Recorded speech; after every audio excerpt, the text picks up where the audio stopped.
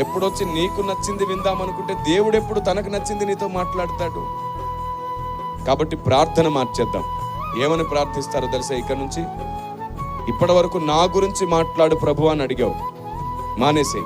ఇప్పటి నుంచి ప్రార్థించు, నీవేం మాట్లాడాలనుకుంటే అదే మాట్లాడు ప్రభు, నేను మందిరానికి వస్తున్నానని అడగండి. ప్రతి సేవకుడు బూరలాగా మోగుతాడు. ఆ తర్వాత నుండి ప్రతి స్థానిక సేవకుడు మండుతాడు. ఆ తర్వాత నుండి నీకు ఆకలి లేనంత వరకు ఏ సేవకుని దేవుడు వాడుకోలేడు. ప్రతి సేవకుడు తల్లిలాగా భావించి మిమ్మల్ని భరిస్తూనే ఉంటాడు, ఓదారుస్తూనే ఉంటాడు, బలపరుస్తూనే ఉంటాడు.